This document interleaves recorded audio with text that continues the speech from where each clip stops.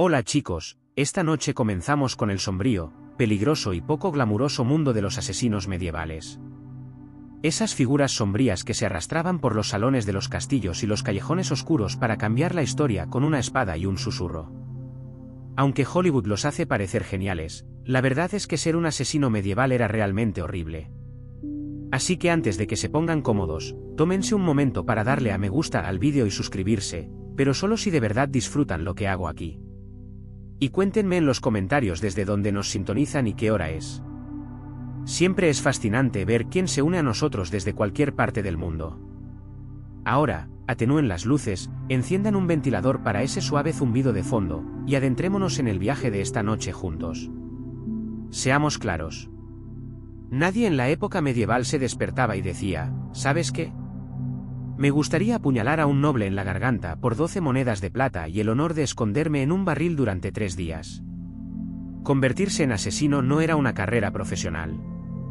Era más bien una última parada en el tren de la vida que se desviaba terriblemente. La mayoría de los asesinos medievales no eran misteriosos solitarios entrenados en templos en la cima de las montañas. Eran campesinos desesperados, soldados caídos en desgracia, exladrones con buena puntería o personas tan apartadas de la sociedad que podían matar a un hombre y aún así pasar desapercibidas en el censo. Si eras adinerado, no te convertías en asesino. Contratabas a uno. Si tenías un título, tierras o incluso una cabra a tu nombre, estabas en la gerencia. Pero si acababas de escapar de la prisión de los datos, tenías reputación de resolver problemas y podías colarte en una taberna sin ser visto. Felicidades. Alguien en algún lugar estaba a punto de deslizar un monedero por la mesa y susurrar un nombre. Y ese nombre no era divertido. Nadie te lo había pedido. Acabar con Bob, el silencioso agricultor de nabos. Solía ser un varón corrupto, un obispo con demasiado oro o alguien con 12 guardaespaldas y un foso. El sueldo era tentador, el trabajo horrible, pero para cuando alguien lo consideraba, no tenía nada que perder. Sin familia, sin futuro, y definitivamente sin seguro dental.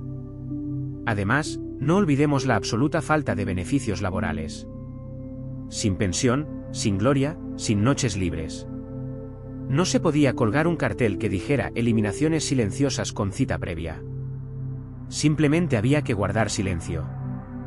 Muévete rápido y nunca le digas a nadie a qué te dedicabas. Sobre todo no a gritos tomando cerveza en la posada. Ah, sí, soy vendedor ambulante de alfombras.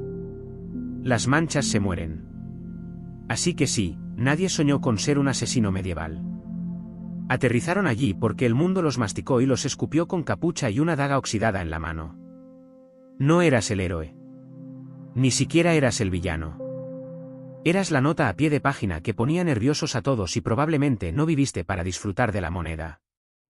Desmontemos el primer mito de par en par. Los asesinos medievales no entrenaban a la luz de las velas en un monasterio oculto con sabios mentores y música de flauta inspiradora de fondo. No había montaje, ni maestro, ni charla motivadora. Si algo aprendías, era a no morir las primeras veces que lo intentabas. La mayoría de los asesinos no eran profesionales entrenados. Eran aficionados desesperados con un buen sentido de la orientación y la capacidad de escalar silenciosamente sin estornudar. Si tenías experiencia militar, genial. Eso significaba que sabías sostener un cuchillo correctamente.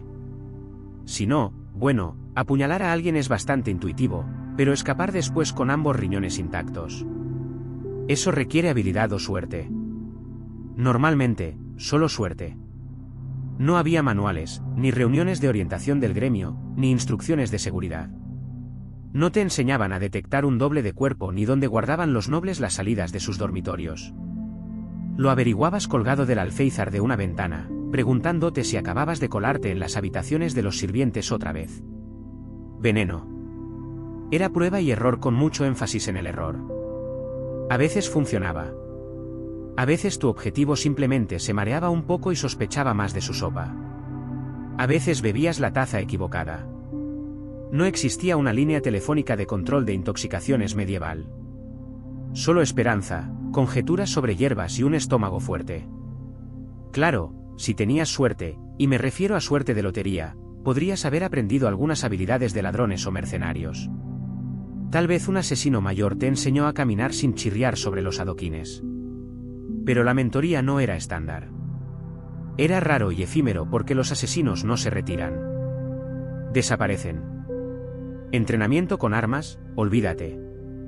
No llevabas una espada ancha. Tenías una daga que le robaste a un guardia, tal vez un garrote si te sentías elegante, y cualquier otra cosa que cupiera bajo tu capa sin tintinear. Así que no eras un misterioso maestro de artes marciales.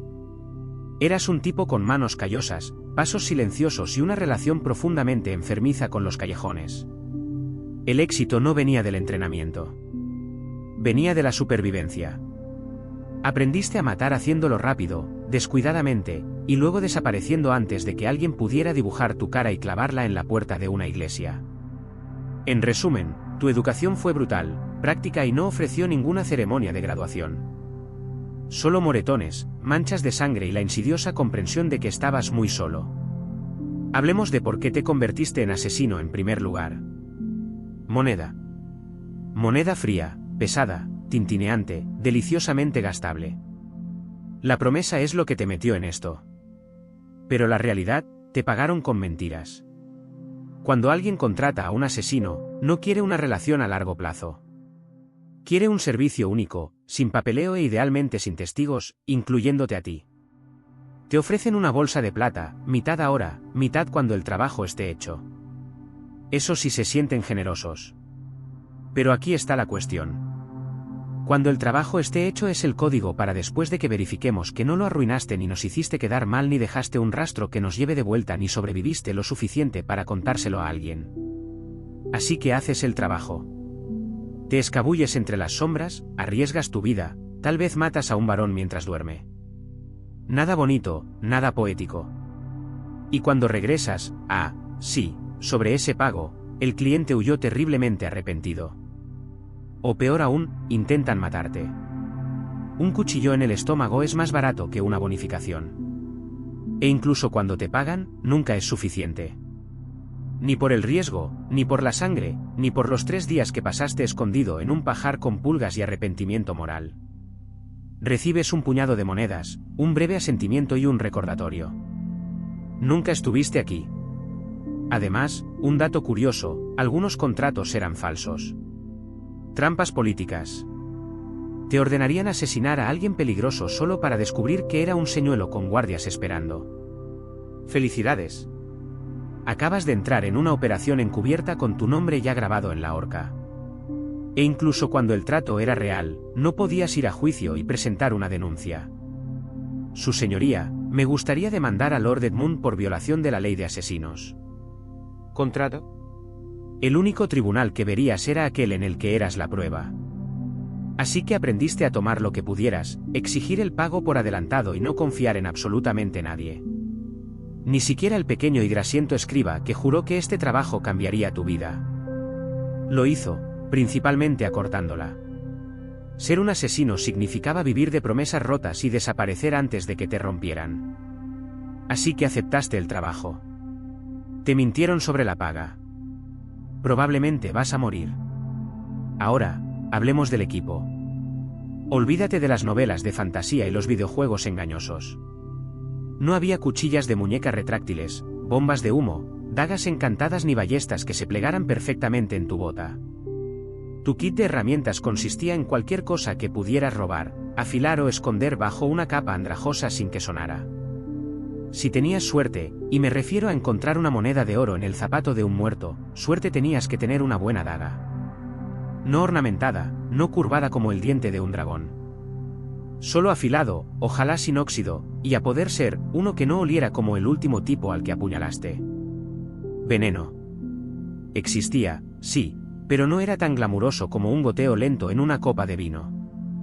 La mayoría de los venenos medievales eran impredecibles, hechos de plantas, minerales o tripas de sapo. Algunos funcionaban al instante. Otros tardaban horas. Algunos hacían vomitar a la víctima durante 2 días y luego se recuperaban. Más furioso y ahora desconfiado del guiso. Las cuerdas a veces eran útiles. Podías estrangular, trepar o atar algo con una, pero más te valía saber usarla rápido, porque nada arruina más el ambiente que intentar forcejear con alguien mientras murmuras, espera, ¿cuál no se hunde otra vez? Ramas. Eficaz, sí, si tenías una, sabías cómo dispararla y no intentabas pasarla de contrabando por un palacio disfrazado de florista. La mayoría de los asesinatos eran personales. No había tiempo para la puntería elegante, solo rapidez, sigilo y, con suerte, no lo suficientemente descuidado como para colarse. Y no contabas con refuerzos. Si tu espada se doblaba, se rompía o se caía a un pozo, era hora de improvisar. Una teja de pizarra, quizás. Un clavo oxidado. Merece la pena intentarlo. La hebilla del zapato con intención. Tiempos desesperados. Llevabas tus herramientas escondidas en dobladillos, botas o dentro de pan ahuecado si era necesario. Y las guardabas cerca, no por seguridad, sino porque en este oficio, tu arma era tu mejor amiga. Tu jefe y tu único plan de jubilación. No había mejoras, ni trasteos de equipo entre misiones. No pulías tu equipo. Rezabas para que no te traicionara en pleno ataque, porque al final, no era el arma la que mataba. Eras tú solo, mal equipado, y se esperaba que hicieras milagros con una cuchara y una oración. No contrataban a asesinos para acabar con borrachos al azar en callejones. Nadie te pagaba por apuñalar a Jeff, el fabricante de velas sonoliento. Tus objetivos eran importantes. Nobles, obispos, oficiales militares, a veces incluso la realeza. Y esa gente era muy difícil de matar. Primero, estaban los guardias. No uno ni dos, docenas. Armados, con armadura y bien alimentados. Algunos custodiaban el frente, otros la retaguardia.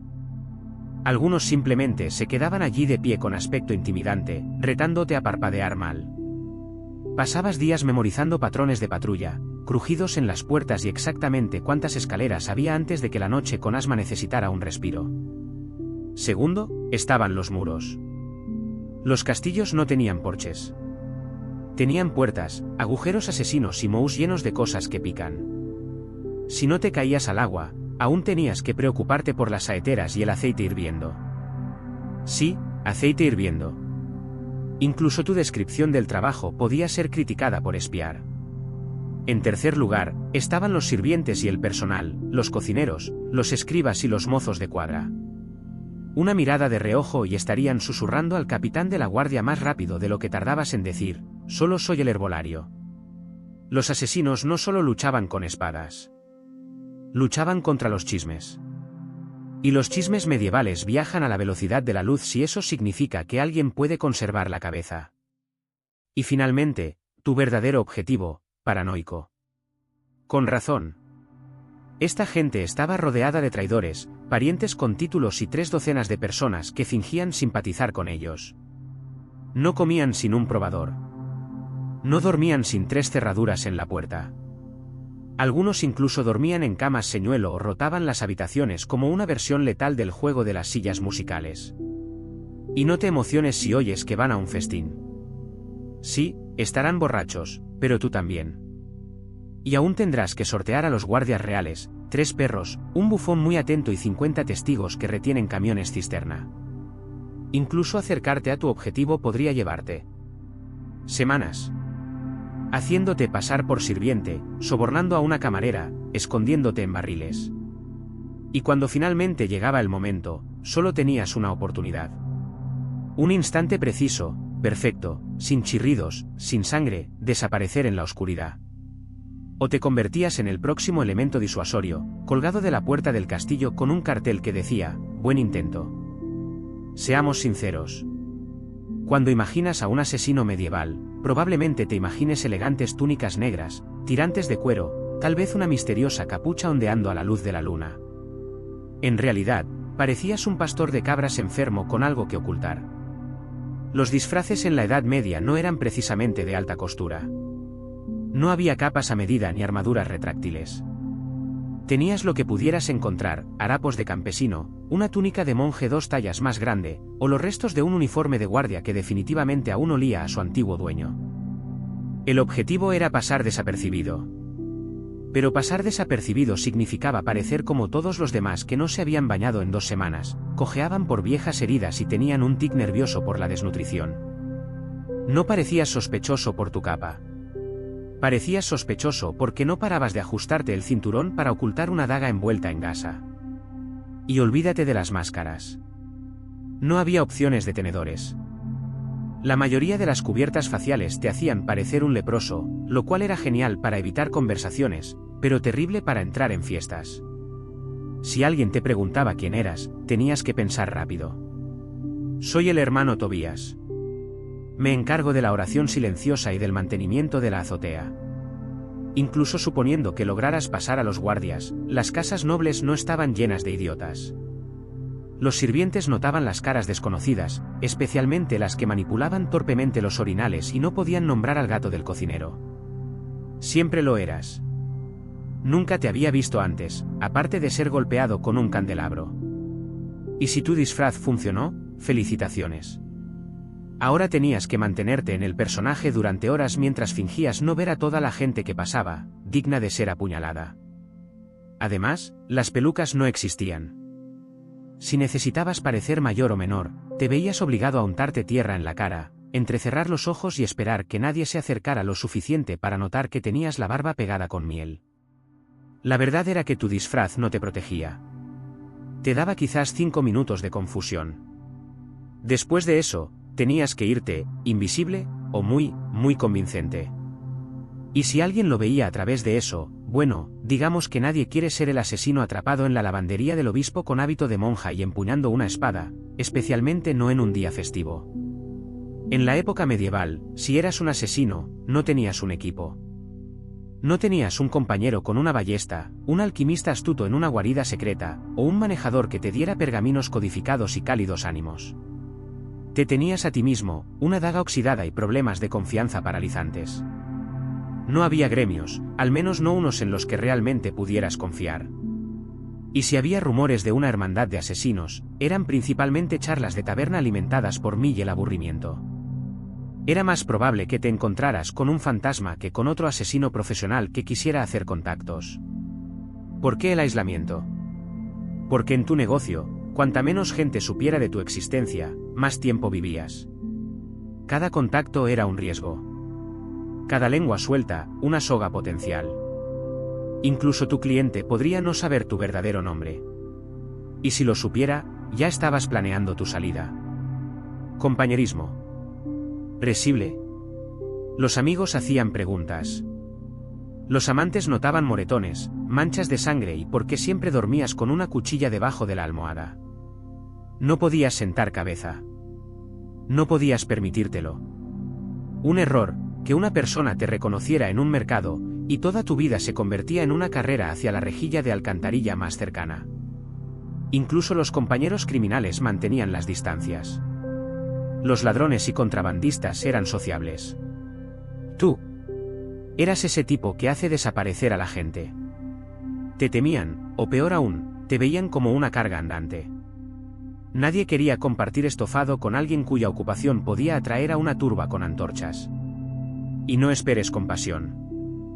No podías contarle a nadie lo difícil que era dormir después de estrangular en silencio a un obispo corrupto. Si hablabas de tu trabajo, la gente asumía que mentías o eras peligroso, y no se equivocaban. Así que te guardabas tus secretos, tus cicatrices y tus armas para ti mismo. En el bar, te sentabas en el rincón más oscuro, de espaldas a la pared, con la mirada siempre escudriñando la puerta. Nunca bebías demasiado. Nunca te quedabas más de una noche. No decías tu nombre a menos que alguien te pagara primero. E incluso entonces, probablemente no era el tuyo real. Ser un asesino medieval significaba perfeccionar el arte de desaparecer. No solo entre la multitud, sino de cada vida que nunca llegaste a tener. Digamos que aceptabas el trabajo. Planeabas tu ruta. Sobornabas al portero adecuado. Te disfrazabas de desollinador muy convincente. Y entonces te congelabas. Tal vez el objetivo se dio la vuelta inesperadamente. Tal vez estaba con su hijo. Tal vez te dio un escalofrío en el peor momento posible y la mano que sostenía el cuchillo temblaba como una ardilla aterrorizada. ¿Adivina qué? Ahora estás muerto.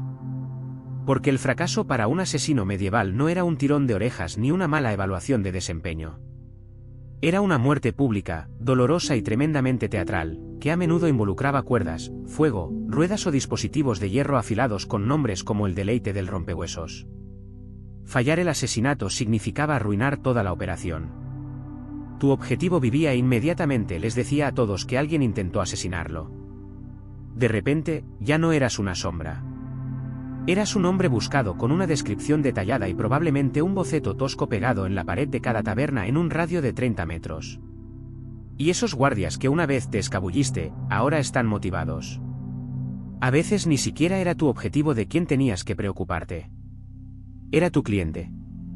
Si fallabas, ya no eras un activo. Eras un lastre. Alguien que podía ser torturado, interrogado o algo peor. Los mismos que te pagaban serían los primeros en ponerte un segundo contrato. Y no había segundas oportunidades. No. Lo siento. Se me resbaló la hoja. Lo intentaré de nuevo mañana. Tenías una oportunidad, un momento en el tiempo. Y si la arruinabas, lo mejor que podías esperar era morir rápidamente antes de que alguien descubriera quién te contrató. El fracaso también significaba vergüenza. De la silenciosa y humillante. No solo fallabas al matar. Fallabas al ser invisible. Al ser perfecto. Y para los asesinos, la perfección era la supervivencia. Cualquier cosa menos que eso era como pintarte una diana en la espalda y empezar a practicar tu discurso de última palabra. No importaba cuántos trabajos hubieras hecho antes. A nadie le importaba que tuvieras éxito 12 veces. Porque en esta profesión, solo eres tan bueno como tu última muerte. Y si tu última muerte no se producía, mejor que empezaras a correr. Así que lo hiciste. El plan funcionó. La daga dio en el blanco. Sin gritos, sin guardias, solo una caída limpia al suelo y una persona muy importante que ya no lo era. Felicidades. Ahora corre por tu vida. Porque ser un asesino exitoso en la época medieval no significaba beber vino en una azotea mientras la ciudad ardía detrás de ti. Significaba huir por callejones con la sangre de alguien en tus botas y un perro ya olfateando tu rastro. No hubo vuelta de la victoria, ni copas con colegas después del trabajo, ni informe informal con tu cliente. Ni siquiera tuviste un momento para admirar tu trabajo. En el momento en que tu espada golpeó, tu nuevo trabajo se convirtió en escapar de todos los que ahora quieren asesinarte de formas cada vez más creativas. Guardias llegando, puertas cerradas, caballos atados al otro lado de la ciudad. Probablemente sangrabas. Tenías que planear tu salida antes del asesinato. Rutas, disfraces, refugios de emergencia. Tal vez un barquero que te debía un favor o al menos no hizo preguntas porque la ciudad entraría en confinamiento en minutos. Nadie quería un escándalo.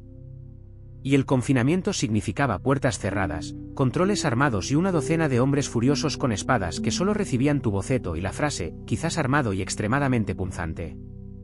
Y hablemos del cliente.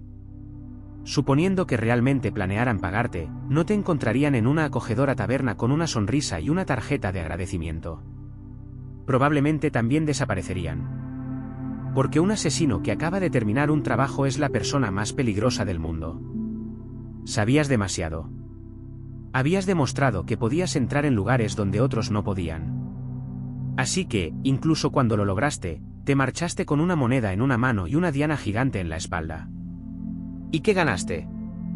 Una semana durmiendo en chozas, sobornando a capitanes de ferry, afeitándote la barba en la oscuridad y fingiendo que te llamabas hermano Lucián mientras intentabas mimetizarte con los monjes que se dirigían al este.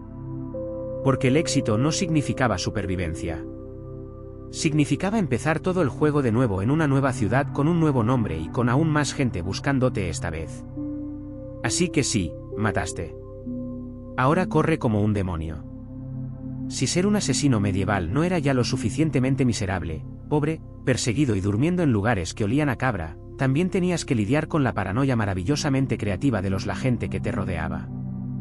Porque en la Edad Media, los asesinos no solo eran temidos, sino considerados malditos.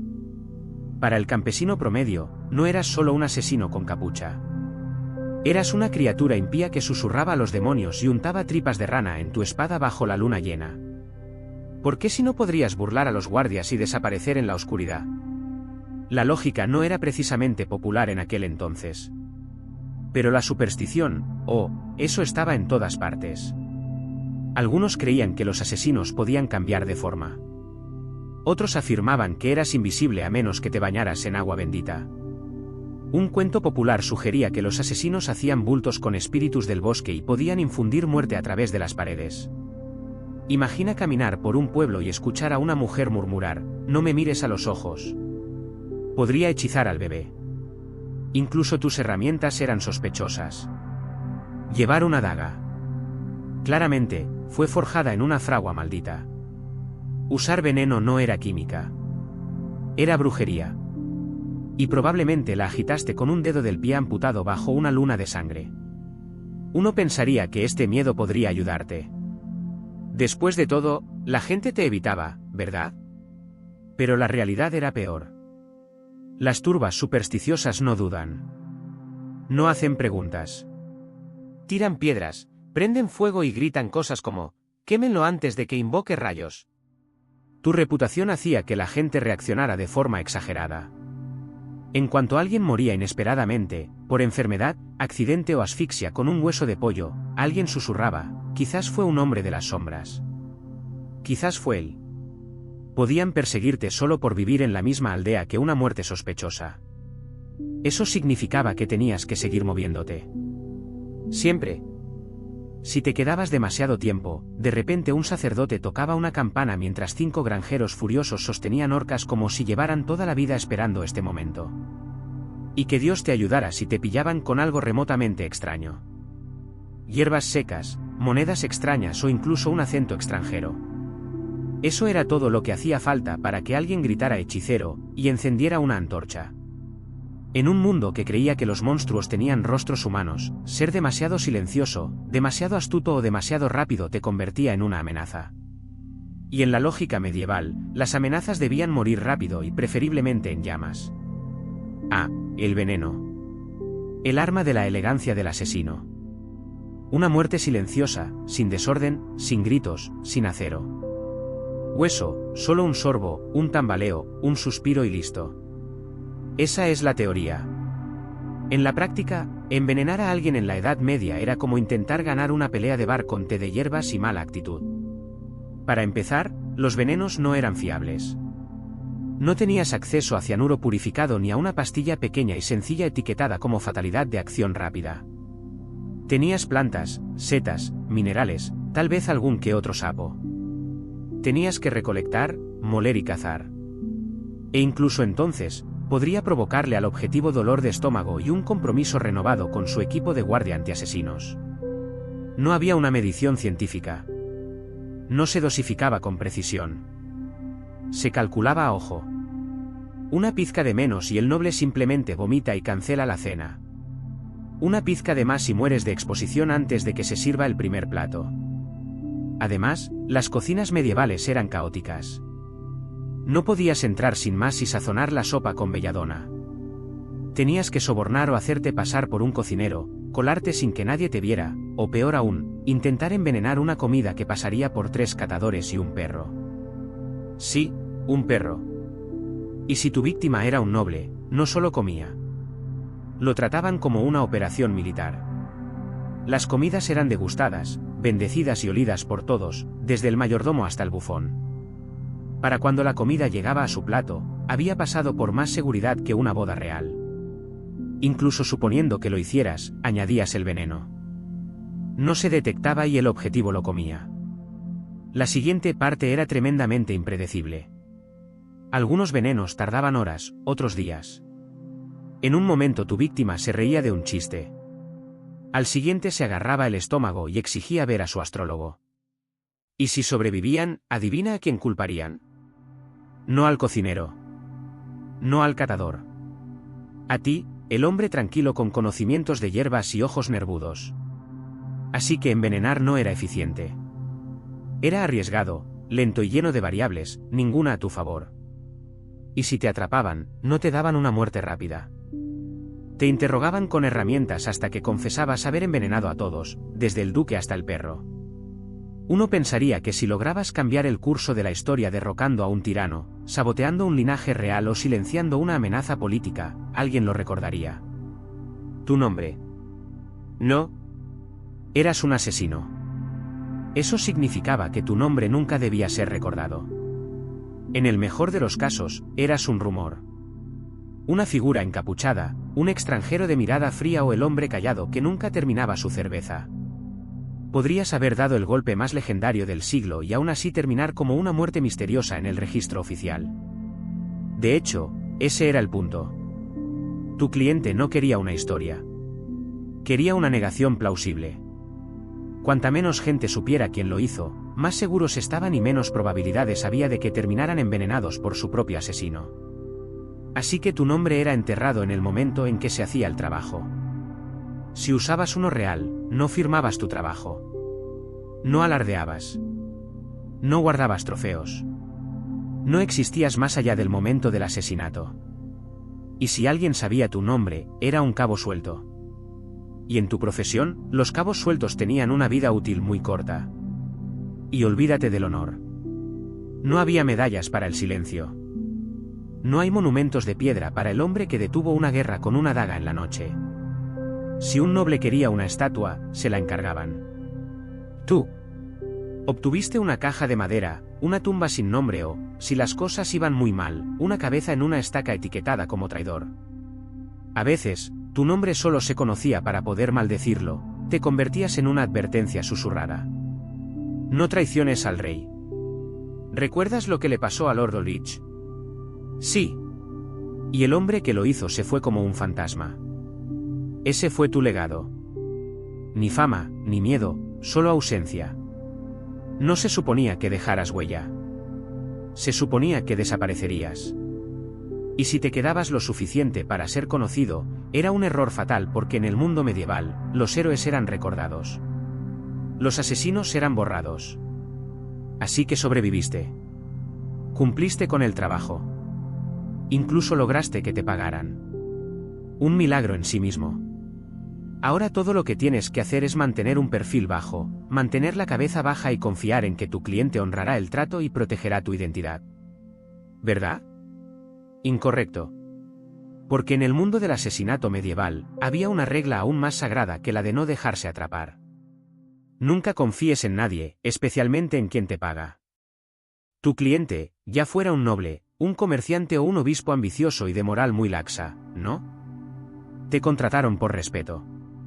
Te contrataron porque necesitaban que se hiciera algo terrible, y eras la herramienta más astuta en las sombras. Una vez que el trabajo estaba terminado, te convertías en un lastre. Sabías demasiado. Sabías quién quería a quién muerto, cuándo, por qué y posiblemente cuánto estaban dispuestos a pagar por ello. Eso te hacía peligroso, no solo para sus enemigos, sino para ellos mismos. Entonces, ¿qué hicieron? Te ignoraron. Negaron haberte conocido.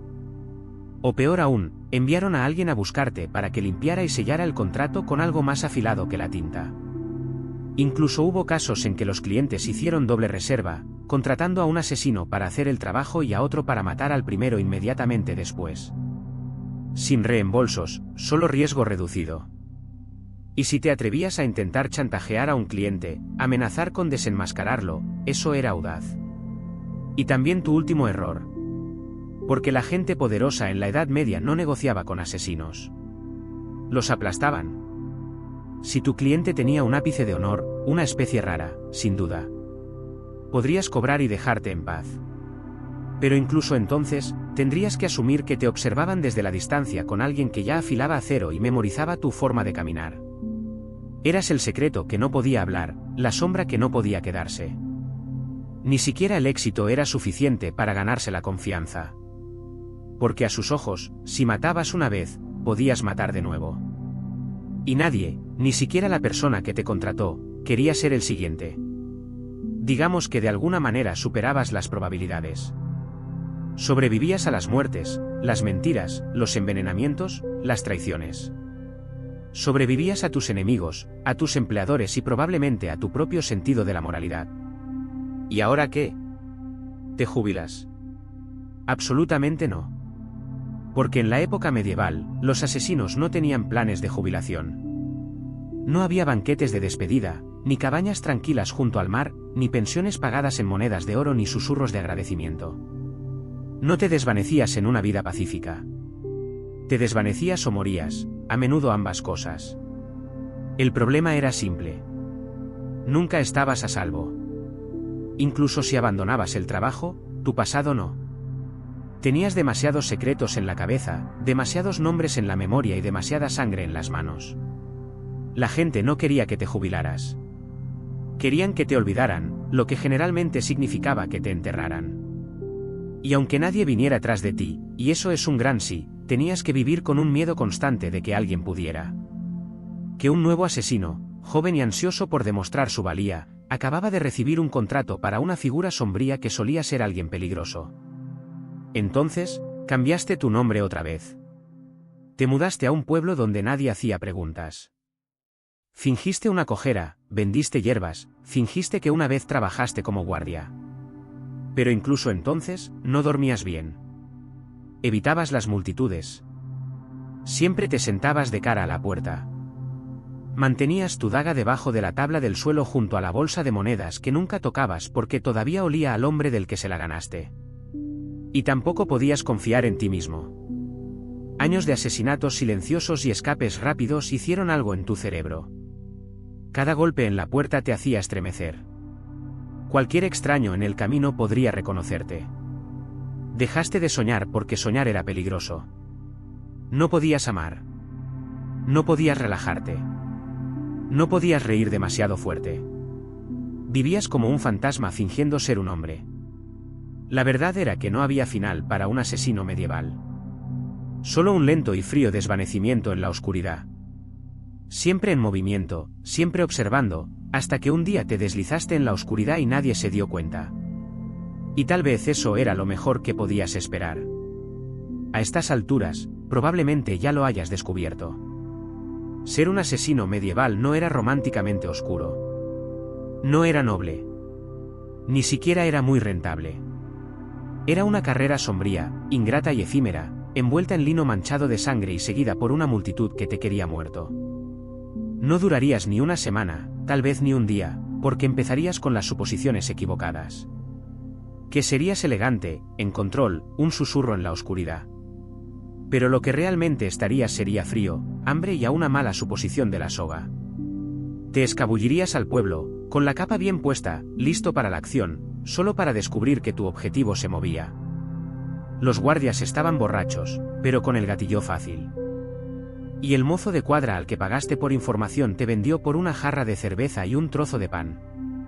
Te congelarías en el momento menos oportuno.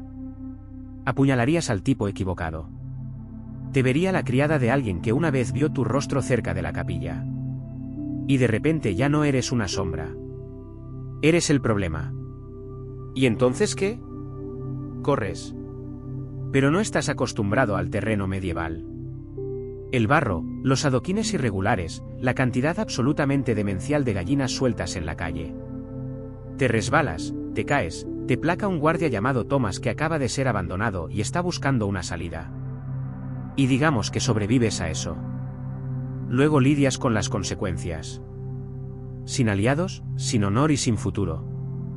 Solo susurros, sospechas y la creciente comprensión de que, incluso si tienes éxito, lo mejor que puedes esperar es morir viejo y solo, escondido detrás de un nombre falso en un pueblo que todavía cree en hadas. Así que no durarías. Y francamente, no deberías intentarlo porque la vida del asesino no molaba. Era una máquina cruel que masticaba a la gente y no escupía nada más que sombras.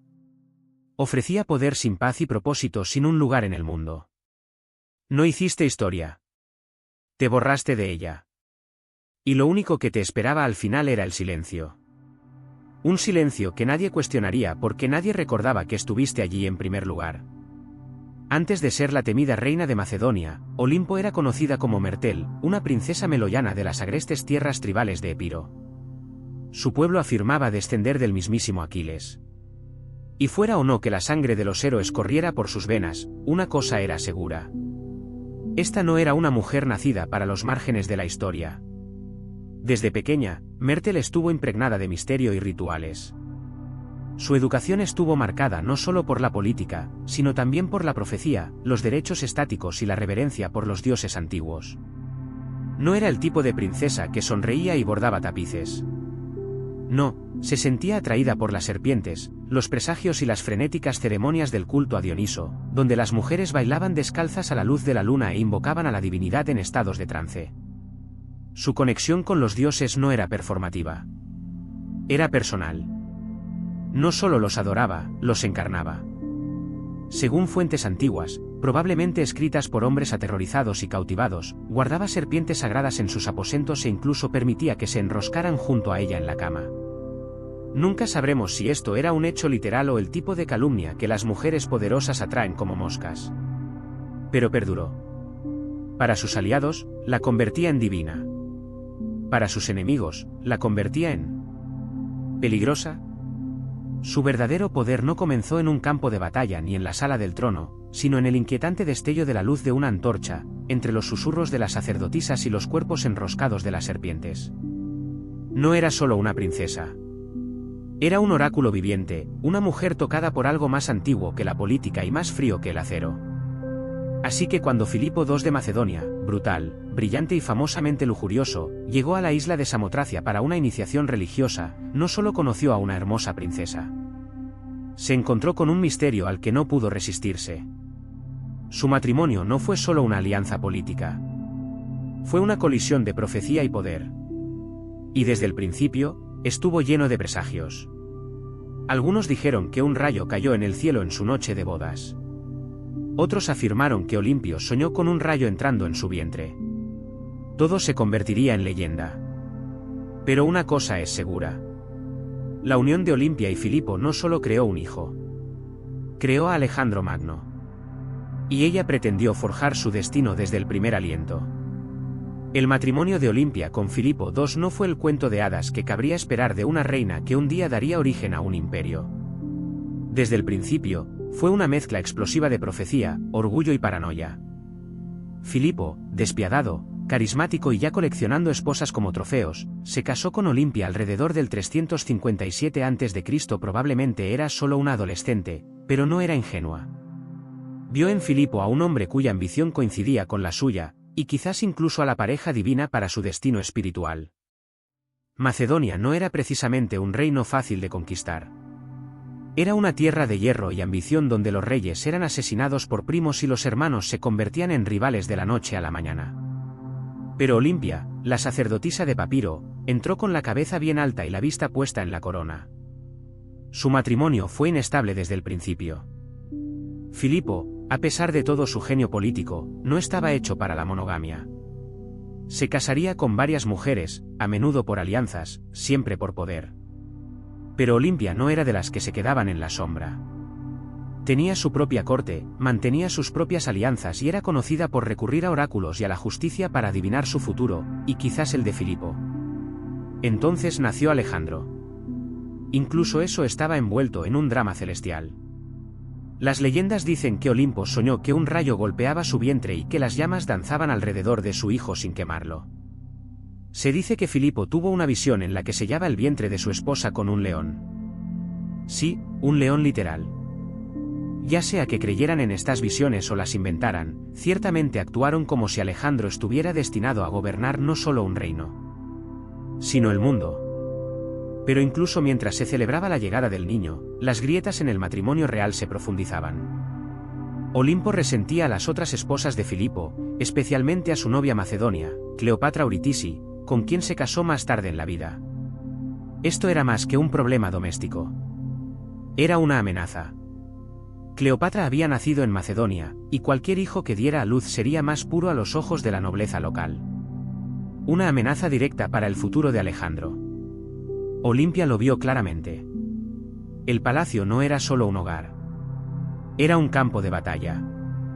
Y ella usaría cada serpiente, sueño, ritual y susurro que tuviera para asegurarse de que su hijo no solo fuera recordado, sino coronado. Ya no era Mirto. Ahora era el Olimpo, y nadie tomaría el trono de su hijo sin enfrentar su ira. Para cuando Alejandro era adolescente, el palacio macedonio en Pella se había convertido en una zona de guerra de insultos velados, maniobras políticas y amargas rivalidades. El Olimpo no solo luchaba por influencia. Luchaba por sobrevivir. Sabía que la corte estaba llena de serpientes. Pero fue ella quien les enseñó a morder. Filipo II había comenzado a distanciarse de ella. Estaba haciendo más campaña, bebiendo más y, quizás lo peor de todo, escuchando más a sus consejeros macedonios. El golpe final llegó cuando se casó con una joven noble llamada Cleopatra Euritisi, que no debe confundirse con la Cleopatra de Egipto. Esta Cleopatra había nacido en Macedonia y su tío Átalas era uno de los principales generales de Filipo. Para Olimpo, no fue solo una traición. Fue una declaración de guerra. La ceremonia nupcial fue un desastre. En el banquete, Átalas, borracho, se burló del Olimpo y de Alejandro, poniendo en duda la legitimidad del nacimiento de Alejandro. ¿Era realmente hijo de Filipo o hijo de un dios, como le gustaba afirmar al Olimpo? Su intención era insultar, pero Olimpia se apoderó del mito. Susurrarlos. Que crean que su hijo fue tocado por Zeus. Lo hizo intocable. Alejandro salió furioso del banquete. Olimpia abandonó Macedonia por completo, retirándose a Apris. Pero su exilio no fue una derrota. Fue una estrategia. En su tierra natal, ella seguía siendo de la realeza. Podía conseguir apoyo, susurrar al oído y ver cómo el palacio de Filipo comenzaba a pudrirse desde dentro. No necesitaba estar físicamente presente para ser peligrosa. Entonces llegó la onda expansiva. Filipo fue asesinado en la boda de su hija justo cuando estaba a punto de invadir Persia. Justo cuando estaba a punto de coronarse no solo rey de Macedonia, sino potencial emperador del mundo conocido. La pregunta que resonaba por cada corredor de mármol y salón iluminado con antorchas era la misma. ¿Quién lo hizo? ¿Fue Porcenio, el guardaespaldas despechado que llevó a cabo el acto? ¿Fue el resultado de una intriga cortesana? ¿Fue el propio Alejandro? ¿O susurrándolo suavemente, fue el Olimpo? Nadie podía probarlo. Nadie se atrevió, pero muchos lo creyeron. Después de todo, en cuestión de días, Cleopatra Euritsi y su hijo recién nacido estaban muertos. Asesinados, dicen algunos, por el propio Olimpo. La serpiente había regresado al palacio, y ahora nada se interponía entre su hijo y el trono. Con Filipo muerto y Macedonia de luto o confusión, Olimpia hizo su movimiento.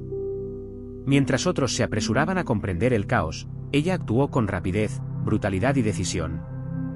Primero, Cleopatra Euritsi, la joven reina macedonia y esposa rival, fue eliminada. Según relatos escalofriantes, Olimpo no solo la hizo matar. Hizo que su muerte fuera simbólica, pública y humillante. Algunos dicen que Cleopatra fue obligada a ahorcarse después de ver asesinar a su hija pequeña.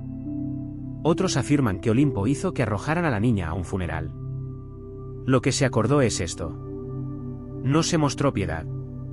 Olimpia entendió lo que muchas madres en las cortes antiguas se negaron a aceptar. En un palacio real, la piedad es una desventaja. Un hijo rival, por pequeño que sea, es una guerra futura. Y Olimpio había terminado de defenderse. Con Cleopatra y su linaje borrados, pudo concentrarse en asegurar el trono de Alejandro. Su hijo adolescente, audaz, brillante, ya entrenado por Aristóteles, fue declarado rey sin oposición seria. Pero no se dejen engañar. No fue solo su carisma o el legado de su padre lo que lo hizo posible. Fue el Olimpo. Ella sabía a qué generales amenazar, a qué nobles adular y a qué enemigos eliminar discretamente. No solo protegía el ascenso de su hijo, lo estaba orquestando. El propio Alejandro no siempre lo aprobó. Se dice que desaprobó la violencia contra la familia de Cleopatra. Pero tampoco la detuvo porque en el fondo sabía lo que Olimpo siempre había sabido. El poder exige sangre. Y en Macedonia, los linajes eran tanto una bendición como una maldición. Con su hijo ahora rey, Olimpia comenzó a retirarse ligeramente de la vida pública. Pero esto no era un retiro. Simplemente pasó de los ataques abiertos a la influencia susurrada. Mientras Alejandro se preparaba para lanzar su conquista de Persia, ella permaneció atrás, no como una reina madre pasiva, sino como la guardiana espiritual de su destino. Le envió reliquias sagradas, consultó oráculos y realizó rituales en su nombre. Al Olimpo. La misión de su hijo no era solo militar. Era divino. Alejandro no iba a la guerra. Estaba cumpliendo una profecía. Y mientras ella tuviera aliento, ningún rival, macedonio, persa o de cualquier otra raza, descarrilaría ese plan divino. Había coronado a su hijo. Había purificado el palacio. Ahora protegería su imperio, desde detrás de la cortina, con los dientes al descubierto. Mientras Alejandro marchaba hacia el este para conquistar el mundo conocido, el Olimpo se quedó en Macedonia. Una reina sin trono, pero no sin poder. Su título oficial era Reina Madre. Pero no se equivoquen, gobernaba en todo menos en el nombre. Aunque técnicamente la regencia recayó en Antípeta, una de las generales de confianza de Alejandro, el Olimpo se negó a ser marginado. Escribía cartas a su hijo constantemente, aconsejándolo, advirtiéndolo y, a veces, castigándolo. Estas no eran las dulces cartas de una madre cariñosa. Eran informes políticos impregnados de oráculos y veneno. Y Alejandro, a miles de kilómetros de distancia, leía cada palabra. Ella le recordaba quiénes eran sus verdaderos enemigos. Cuestionaba la lealtad de sus compañeros. Criticó su fascinación por las costumbres persas, su elección de esposas y su coqueteo con llamarse Dios. Nadie más se atrevía a decirle estas cosas. Pero Olimpio nunca tuvo miedo de hablar como madre o una sacerdotisa de la voluntad divina. De vuelta en Macedonia, Antíparta se sentía cada vez más resentida. Olimpia lo socavaba a cada paso. Usaba su estatus, su autoridad religiosa y sus lazos familiares para fomentar la oposición. Tenía influencia en Epiro, en Tesalia y entre la aristocracia. Podía propagar rumores como la pólvora, y con el Olimpo, un susurro podía ser más letal que una espada. Mientras tanto, sus cartas a Alejandro se volvían más urgentes. Le advertía de la ambición de Antípota, presentándolo como un segundo Filipo, dispuesto a traicionar y usurpar. Ya fuera que realmente lo creyera o simplemente temiera perder el control, seguía presionando a su hijo para que actuara. Alejandro, sin embargo, dudaba. Necesitaba a Antípata para mantener el orden en Grecia mientras él luchaba en Asia. Y así, la brecha entre madre y general se amplió. Olimpia observaba. Esperó. Pero bajo sus ropajes religiosos y su preocupación maternal, se impacientaba. No había soportado años de guerra palaciega para ser gobernada por un viejo soldado. A medida que el imperio de Alejandro se extendía desde Eos hasta la India, Olimpia veía cómo se agrietaba. Asumía demasiadas responsabilidades, confiaba demasiado en consejeros extranjeros y se alejaba de su madre y de los dioses que lo habían creado. Ella creía que sus victorias provenían del favor divino y de ella. Y si él lo olvidaba, bueno, el Olimpo sabía cómo recordarles a los reyes quienes eran en realidad, incluso si ese rey era su propio hijo. Cuando la noticia de la muerte de Alejandro en Babilonia llegó a Macedonia en el 323 a.C., no llegó como una trompeta. Llegó como una daga. Para el Olimpo, no fue solo la pérdida de un hijo. Fue el colapso de un mundo que había pasado décadas construyendo. Su hijo, la tormenta divina que había profetizado, criado, desatado, había desaparecido. Y no había dejado atrás un aire limpio, ni un solo sucesor, solo caos. El poderoso imperio que él forjó ya se estaba fracturando. Los generales, sus supuestos sucesores, ya lo estaban repartiendo como chacales alrededor de un cadáver. Antíparta aún ostentaba el poder en Macedonia y Grecia, y no sentía ningún afecto por el Olimpo. Peor aún, su hija Cleopatra, hermana de Alejandro, estaba siendo cortejada por generales rivales para casarse con ella. Cada uno esperaba usar su linaje como pretexto para reclamar el trono. Olimpia vio lo que se avecinaba. La guerra civil no era una posibilidad. Era inevitable. Y una vez más, tendría que actuar. Pero ya no tenía a Alejandro. Lo que tenía en cambio era su linaje. Su joven hijo, Alejandro IV, nacido de Roxana, la princesa bactriana con la que Alejandro se había casado. Roxana, aún en Macedonia, era vulnerable. El niño lo era aún más. Olimpo reconoció que el bebé era ahora la última pieza verdadera del legado de su hijo y eso lo convertía en un objetivo, pero también en un arma. Se alió con Roxana y el niño, decidida a protegerlos y usar el derecho de nacimiento del niño para reclamar su propio derecho en el campo de batalla político. Pero la situación estaba cambiando. Los generales que una vez se inclinaron ante Alejandro no tenían ningún interés en arrodillarse ante su viuda o su madre. Ahora tenían ejércitos, ambiciones y rencores. Olimpo no se inmutó. Se había enfrentado a serpientes, traidores y reyes. Unos pocos señores de la guerra con coronas y lanzas robadas no la asustarían. Así que conspiró. Esperó. Observó cómo Antíparta moría y era reemplazada por su hijo, Casandro, un hombre con sangre fría en las venas y sin tolerancia para los juegos de la vieja reina. Era solo cuestión de tiempo antes de que estas dos fuerzas colisionaran. La madre serpiente de Alejandro y el usuario de mirada fría que quería enterrarla. Alejandro se había ido. Pero su sombra seguía moviéndose. Y el Olimpo seguía enroscado en ella, listo para atacar. Años después de la muerte de Alejandro, mientras su imperio se desmoronaba en una guerra civil, Olimpia dio su paso más audaz hasta la fecha. Regresó a Macedonia, no como una madre afligida, sino como una fuerza política de furia divina. La regencia se había fragmentado. Casandra, hijo de su antigua enemiga, Antipa, estaba tomando el poder, y Roxana, junto con el joven Alejandro IV, estaba prácticamente encarcelado. Olimpia vio lo que estaba por venir. Si no actuaba ahora, su nieto se desvanecería como una sombra al anochecer.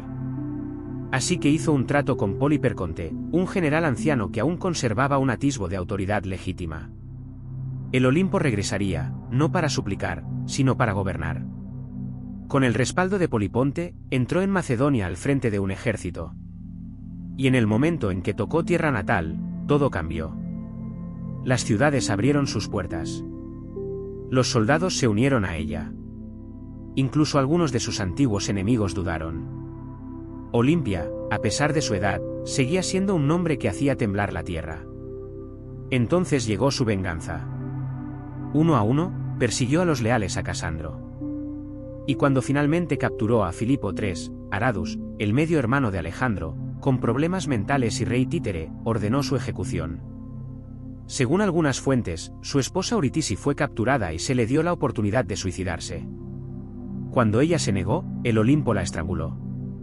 Era una brutalidad velada por el protocolo real, y el Olimpo, siempre teatral, escenificó la escena como una diosa impartiendo justicia. Su mensaje era claro. Solo el linaje de Alejandro tenía derecho a gobernar. Todos los demás eran impostores. Por un breve y ardiente instante, Olimpia tuvo el reino en sus manos. Había restaurado la dinastía. Había vengado traiciones. Le había recordado a Macedonia cómo era el poder real cuando lo ejercía una mujer sin nada que perder. Pero el poder en Macedonia era como fuego en la hierba seca. Y Casandro seguía ahí fuera calculando, esperando su momento. Regresó con venganza.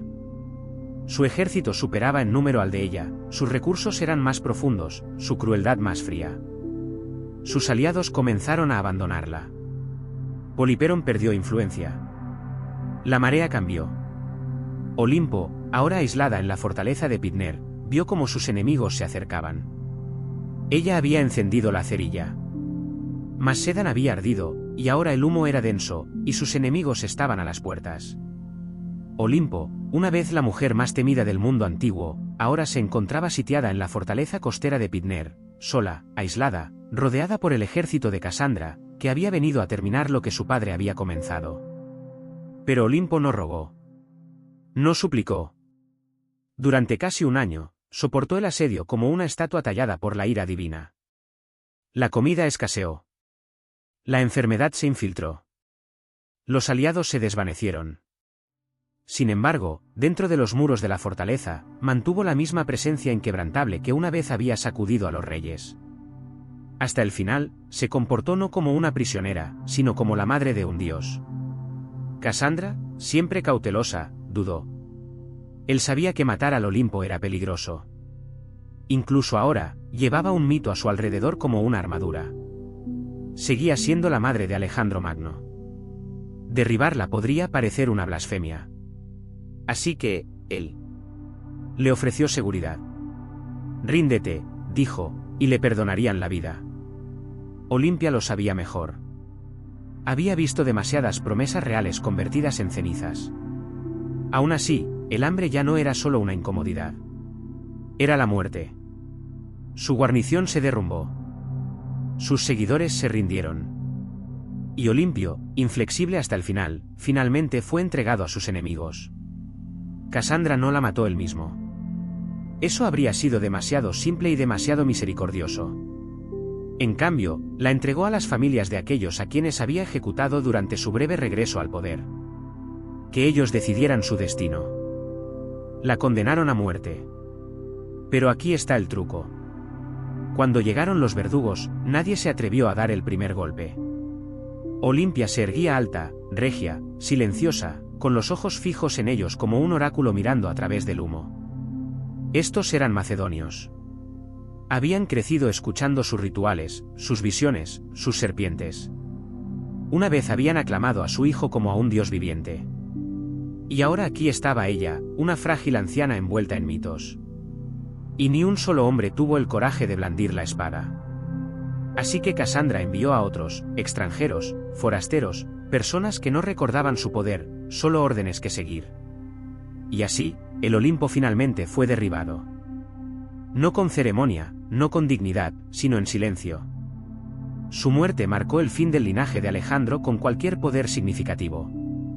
Y con ella, se extinguió la última brasa de un imperio fundado en la ambición divina. Pero incluso en la muerte, el Olimpo dejó tras de sí una sombra. Y la historia nunca olvidaría a la reina serpiente. El Olimpo murió no en un trono, sino en el polvo, desarmado, abandonado y ejecutado por el mismo pueblo que una vez gobernó. Pero la historia es extraña. No siempre favorece a los que mueren entre sábanas de seda. A veces recuerda a los que cayeron silbando. Y el Olimpo nunca estuvo destinado a la historia silenciosa. En vida, había empuñado la maternidad como una espada y la profecía como un escudo. No fue solo la madre de Alejandro Magno. Fue una de las artífices de su ascenso. Sin ella, no habría mito del niño divino. No habría rituales que susurraran rayos y leones. No habría una despiadada purga de rivales que allanara el camino para que un rey adolescente gobernara el mundo conocido. El Olimpo no solo dio origen a un imperio. Ella la defendió con garras. Sin embargo, incluso entre las dinastías más despiadadas del mundo antiguo, Olimpia destaca. No comandaba ejércitos en el campo de batalla como Cleopatra ni cabalgaba hacia la batalla como Bodaca. Su campo de batalla era más sutil y frío. Era un mundo de copas envenenadas, matrimonios políticos, sacerdotisas y oráculos. Comprendía el poder del miedo y, aún más importante, comprendía el poder de la fe. Hizo creer a la gente que su hijo era divino, y puede que ella misma lo creyera. Sus enemigos la tildaron de asesina, bruja, manipuladora, y no se equivocaban. Olimpia era todo eso y más. Era el producto de un mundo brutal que respetaba la astucia mucho más que la bondad. Y aprendió pronto que la misericordia era un lujo que las reinas no podían permitirse. En los siglos siguientes, fue vilipendiada y mitificada. Algunos la llamaron villana, otros visionaria. Pero ningún historiador, antiguo o moderno, podría considerarla irrelevante. Ella acechaba el legado de Alejandro como un fantasma. Siempre en segundo plano, siempre tras la cortina. Y tal vez era precisamente ahí donde pertenecía. No como una madre trágica ni una nota al pie en la historia de un rey, sino como una historia en sí misma. La mujer que se envolvió en profecías, durmió junto a serpientes y sobrevivió a los dioses. Los huesos de Olimpia se convirtieron en polvo hace mucho tiempo. Pero su leyenda perdura en cada relato de reinas despiadadas. En cada susurro de un destino transmitido por la sangre, en cada imperio construido sobre un mito, ella sigue ahí, enroscada en la oscuridad, esperando. En la isla de Cree, desteñida por el sol, a solo unas millas al sur de la moderna ciudad de Heraclión, se encuentra una ruina que parece más un sueño que un lugar real. Corredores de piedra serpentean en todas direcciones. Las habitaciones se retuercen y se doblan hacia atrás. Las escaleras no llevan a ninguna parte. Es fácil perder el sentido de la orientación incluso hoy. Este lugar es Conoso, el corazón de la civilización menowana y la supuesta inspiración de uno de los mitos más perdurables de la historia de la humanidad, el laberinto del Minotauro. Pero antes de que existiera la leyenda, hubo un palacio. Un palacio sin igual. Construido alrededor del año 1900 a.C. y ampliado a lo largo de los siglos, Conoso no era solo una residencia real. Era una ciudad entera bajo un mismo techo. Con una superficie de casi 150.000 pies cuadrados. Contaba con más de 1000 habitaciones, patios de luz, almacenes, santuarios, talleres y lo que pudieron haber sido los primeros inodoros con cisterna de la historia. Tenía agua corriente, apartamentos de varias plantas y un intrincado sistema de circulación de aire. No se trataba de una fortaleza primitiva. Era una obra maestra arquitectónica. Para los arqueólogos modernos, nos parece un caos organizado. Para los visitantes de la antigüedad, probablemente parecía magia. El hombre que trájonos a la conciencia moderna fue el arqueólogo británico Arthur Evans. A principios del siglo XX, Evans excavó el yacimiento y rápidamente se convenció de que este era el origen del mito griego del laberinto. El diseño era desconcertante, la arquitectura profundamente simbólica, y dondequiera que miraba, encontraba motivos de toros pintados en las paredes, tallados en piedra o esculpidos en pequeños amuletos dorados. El toro, después de todo, era sagrado para los Manoban. Evans incluso llegó a bautizar la civilización en honor al mítico rey Minos. Fuera real o no Minos, su leyenda se volvió inseparable de las ruinas. Pero aquí está el giro. Nadie ha encontrado un laberinto literal. Ningún laberinto subterráneo, ninguna prisión, ningún monstruo mitad hombre. Lo que tenemos en cambio es algo mucho más misterioso. Una ciudad diseñada en bucles, alas y capas, deliberadamente difícil de navegar. Y cuanto más se profundiza, más se difuminan los límites entre la historia y la mitología. Así que la pregunta sigue siendo, ¿nació el Minotauro de estos muros, o fue el propio palacio el monstruo? Puede que él no nos revele sus respuestas fácilmente, pero es muy bueno en hacernos hacer las preguntas correctas. El mito es tan famoso como la ruina, un monstruoso mitad hombre, mitad toro atrapado en un laberinto tan complejo que nadie que entró jamás encontró la salida. Solo Teseo, el héroe ateniense, logró matar a la bestia y escapar gracias a un ovillo de hilo y la astucia de la princesa Ariadna. ¿Pero de dónde salió esta historia? ¿Y por qué un laberinto? Las primeras versiones del mito hablan del rey Minos, el poderoso gobernante de Cri, quien exigía tributo a Atenas en forma de 7 niños y 7 niñas cada año. Estas almas desafortunadas eran entregadas al Minotauro, una criatura nacida del castigo divino y la vergüenza. El Minotauro, encerrado en un laberinto subterráneo, simbolizaba la oscura sombra del poder, algo salvaje oculto tras la grandeza. Para los antiguos griegos, Cree había sido durante mucho tiempo una tierra de riqueza, misterio y miedo. Sus marineros, los Manoos, eran vistos como elegantes y a la vez extraños. Sus rituales incluían el toreo, sus obras de arte representaban dioses extraños y sus palacios no se parecían a nada en el continente.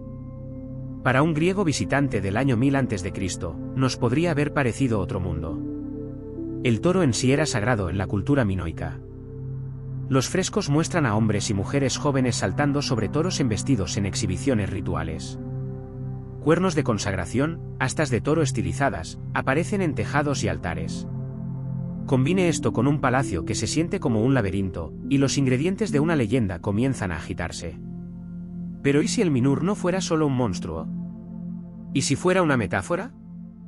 Algunos eruditos creen que el relato refleja un recuerdo del dominio de Cretón sobre los Ayos, una época en la que Atenas realmente rindió homenaje a una potencia más fuerte y extraña. El laberinto podría simbolizar la trampa política de los estados más débiles. Y el Minotauro, la fuerza bruta y aterradora tras el dominio maniano. Otros argumentan que es más psicológico. El laberinto como la mente inconsciente. El Minotauro como nuestros impulsos ocultos y Teseo como el héroe que camina valientemente hacia la oscuridad guiado solo por el hilo de la memoria.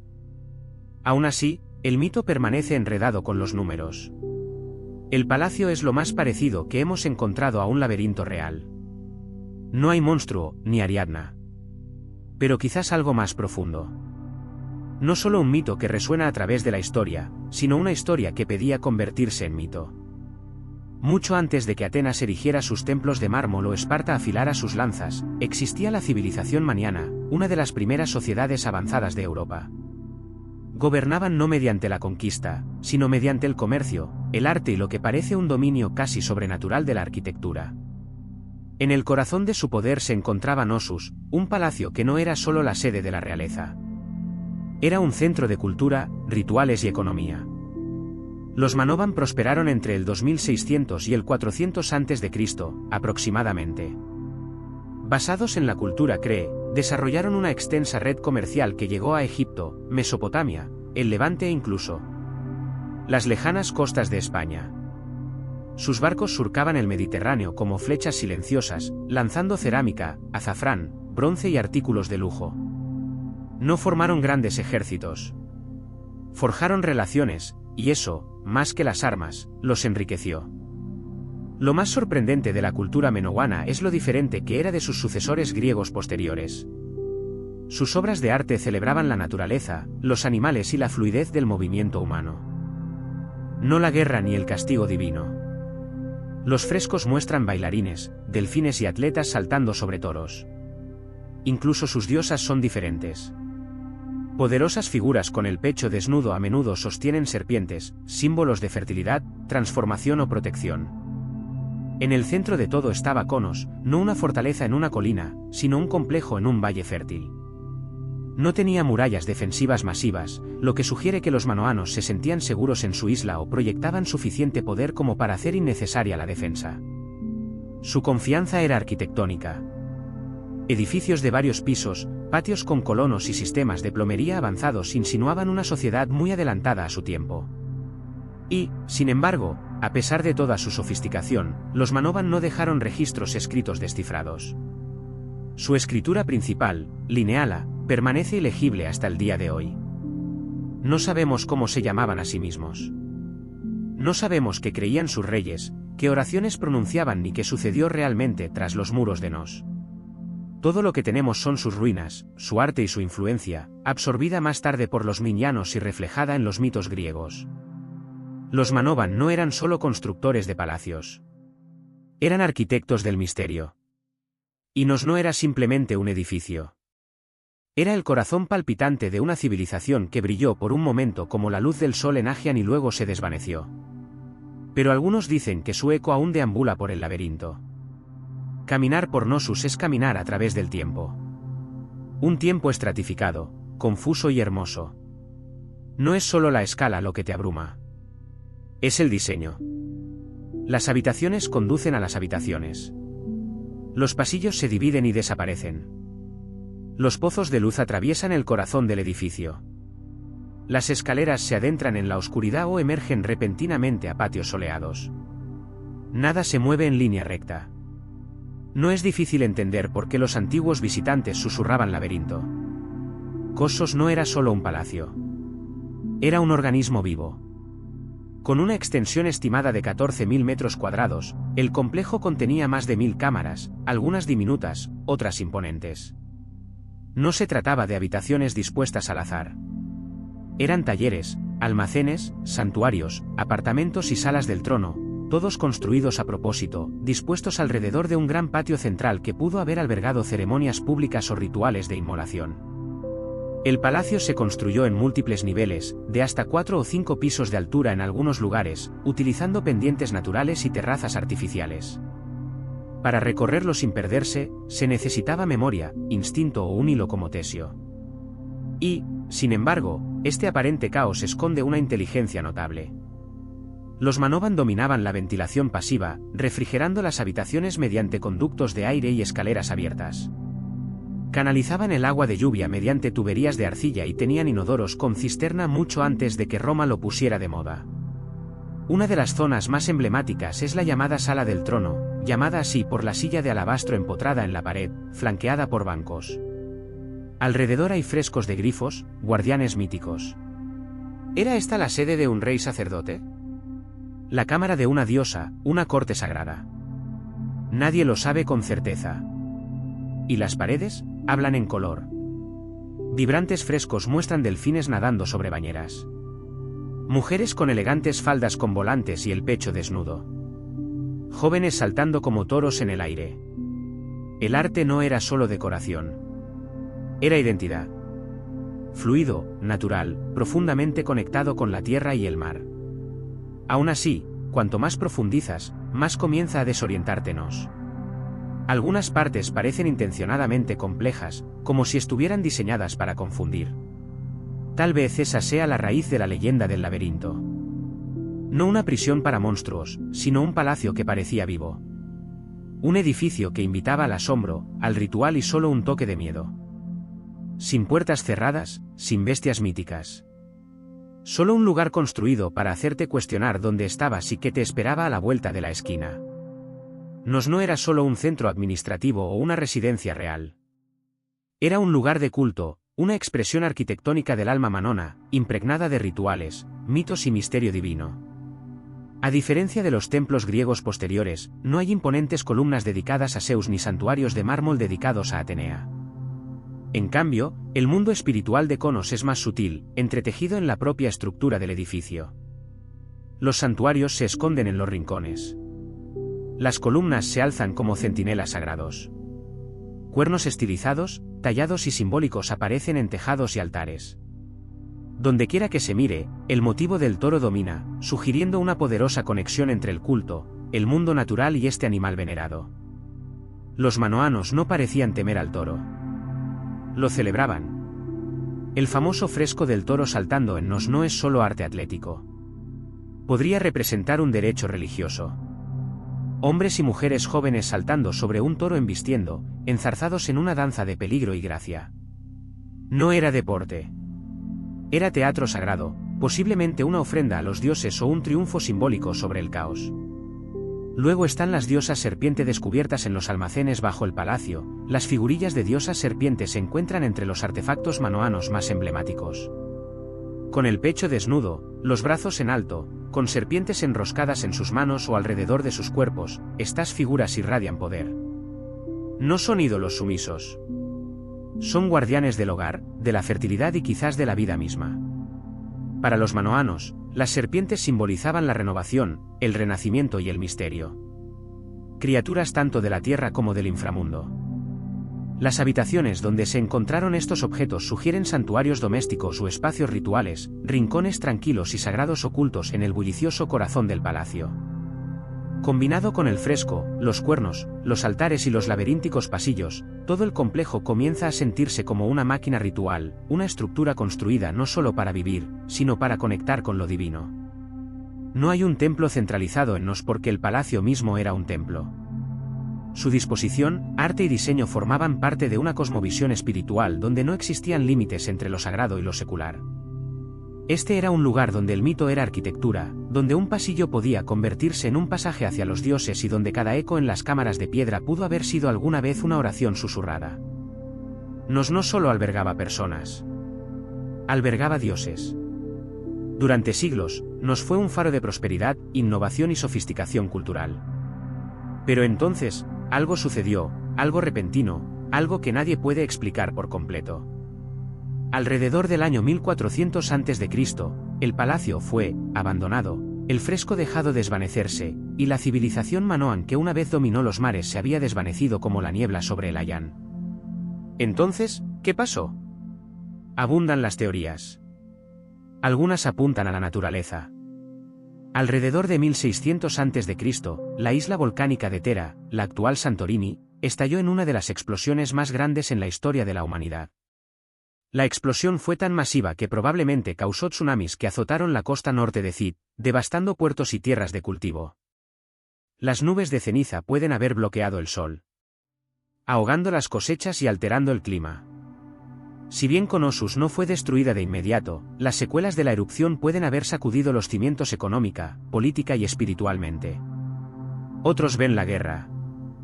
Para 1450 a.C., el creciente poder de los minianos, griegos continentales, puede haber aprovechado la debilidad de Manoan. La evidencia arqueológica sugiere que Nos fue reocupada brevemente, pero la cultura había cambiado. El arte se volvió más marcial. El lineal, la escritura manoana, fue reemplazado por el lineal B, utilizado por los escribas minianos.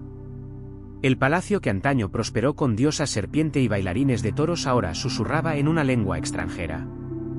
Algunos estudiosos creen que los minianos no invadieron la isla en una sola conquista, sino que la absorbieron gradualmente. Primero a través del comercio, luego de la influencia y finalmente del gobierno.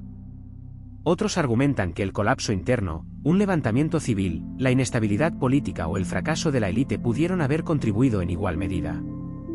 Sin embargo, lo sorprendente es la escasa violencia evidente en las ruinas.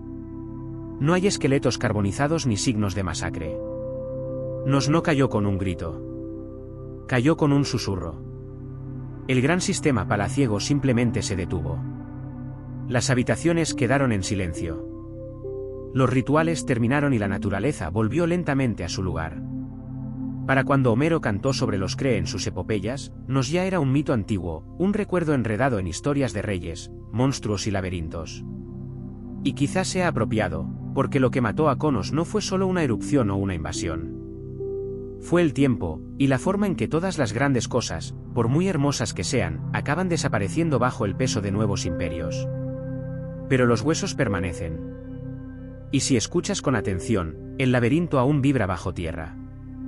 Durante miles de años, Knossos permaneció enterrado bajo el suelo de Cretón. Otro montículo de piedra perdido en el tiempo. Su nombre olvidado, sus mitos distorsionados, sus muros devorados por olivares y polvo. Eso fue hasta que un hombre decidió perseguir una leyenda. Su nombre era Sir Arthur Evans. Y no solo redescubrió Knossos, lo reinventó. En 1900, Evans, un arqueólogo británico con un don para el drama y un profundo amor por los mitos homéricos, compró el terreno que cubría las antiguas ruinas. Los agricultores locales habían estado encontrando sellos y artefactos extraños, pistas de que algo enorme yacía bajo sus pies.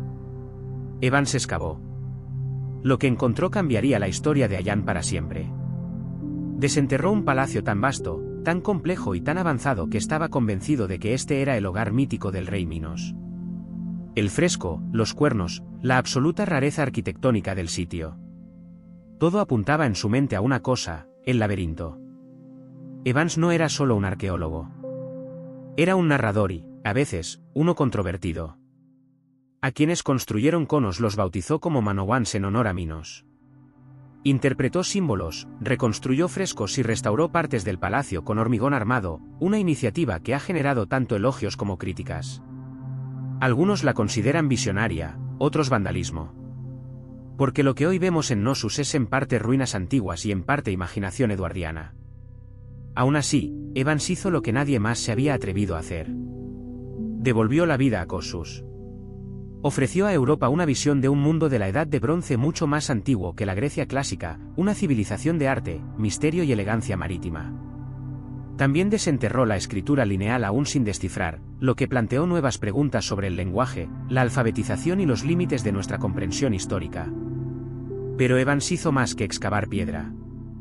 Resucitó un mito y obligó a los historiadores a reconocer que tras la leyenda del laberinto se escondía algo real, algo complejo, algo muy humano, un palacio que parecía un laberinto, una civilización que se desvaneció en las sombras y un hombre que desenterró la tierra, solo para descubrir una historia mucho más extraña y hermosa de lo que había imaginado. Nos había dormido durante 3000 años. Evans hizo sonar la campana que lo despertó. Recorrer Knossos no es solo recorrer la arquitectura. Caminando a través de un lenguaje de símbolos. Frescos, tallas, patrones, están por todas partes. Pero los manoanos no nos dejaron una piedra roseta.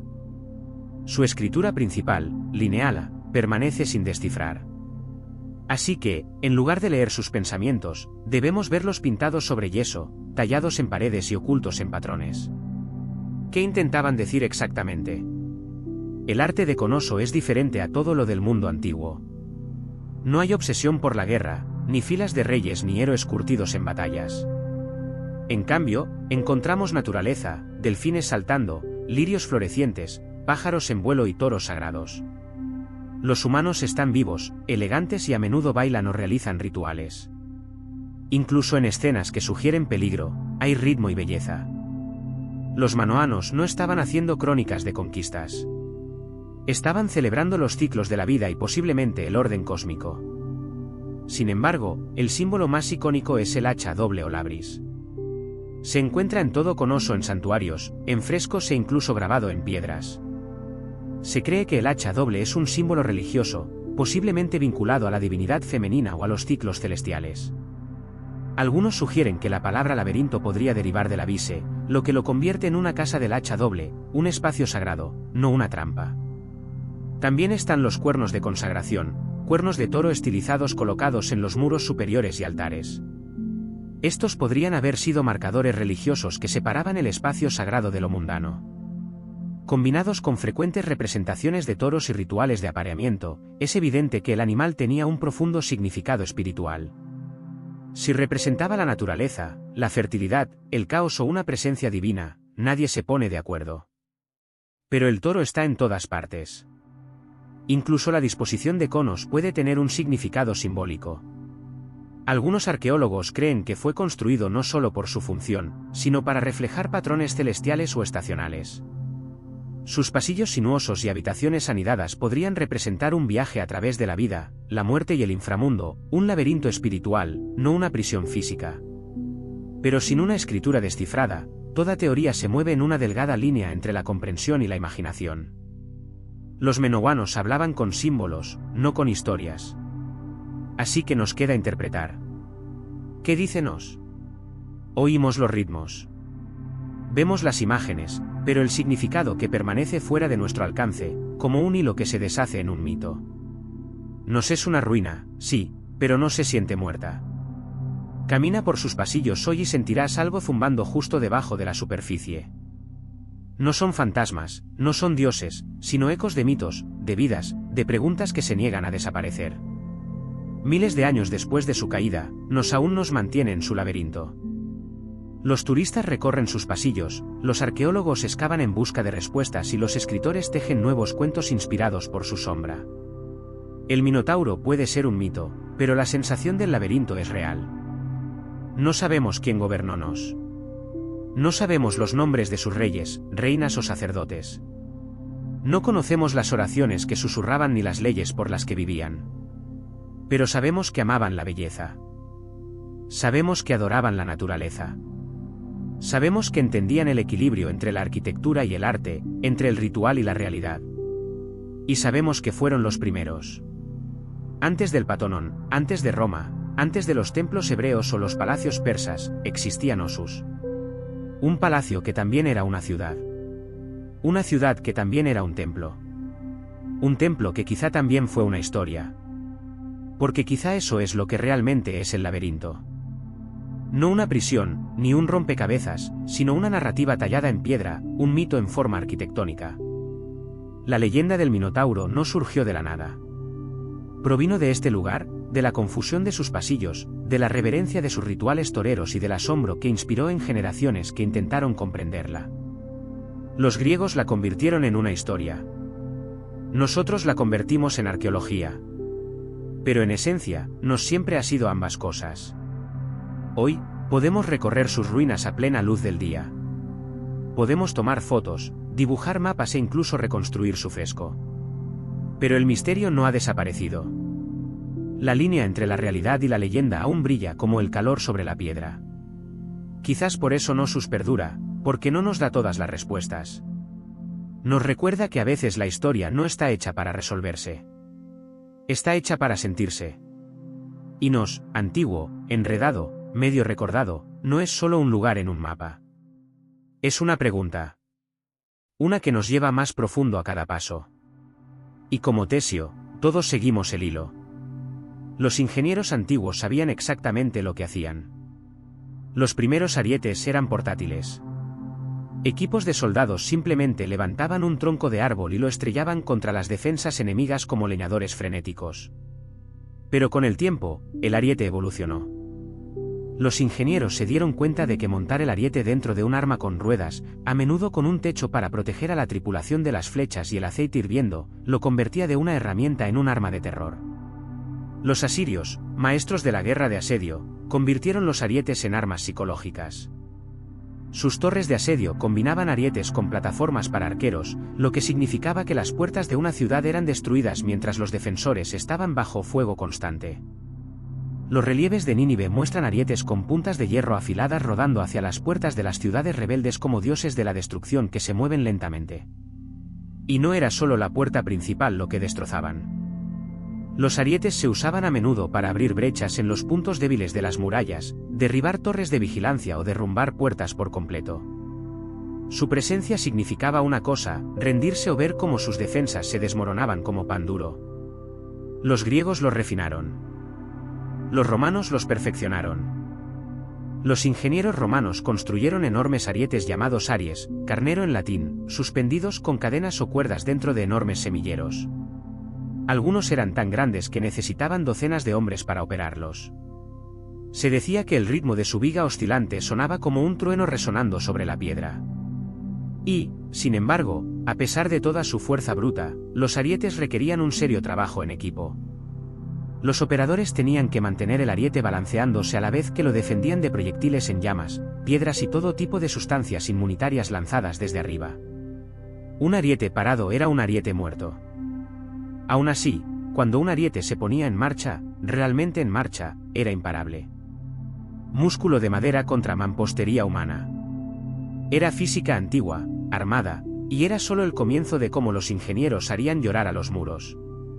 Si el ariete era la bestia, la catapulta era la táctica. Donde los arietes se estrellaban de cerca, las catapultas atacaban a distancia, lanzando no solo piedras, sino también terror psicológico. Fueron las primeras piezas de artillería reales de la historia militar. Y revolucionaron la guerra de asedio al utilizar la física como arma de formas que el enemigo percibía como casi mágicas. Las primeras catapultas surgieron en el mundo griego alrededor del siglo IV. Producto de mentes brillantes que buscaban añadir alcance e impulso a la guerra.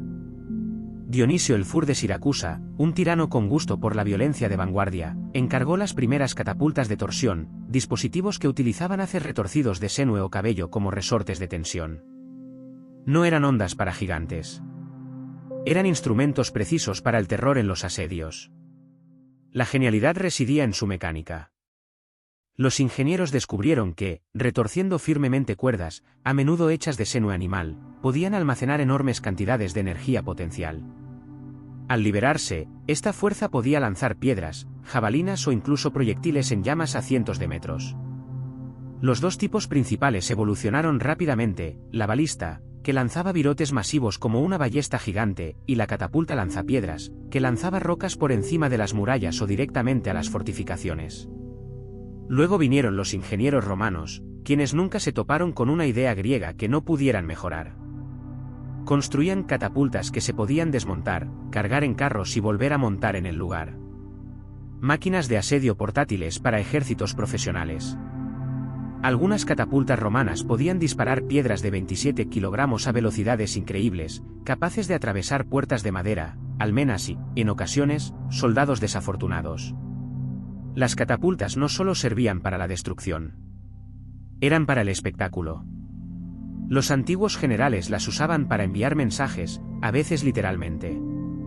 Se lanzaban cadáveres por encima de las murallas para propagar enfermedades y miedo.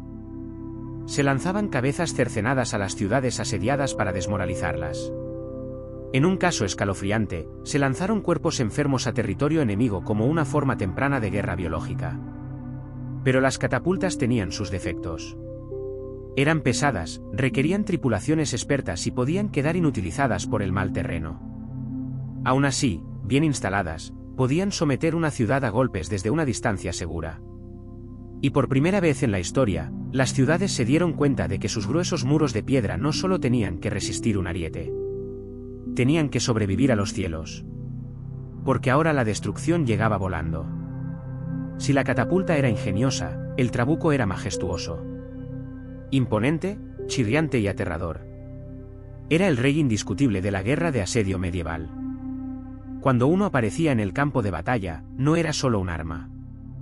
Era un declaración. Decía: tus muros no significan nada.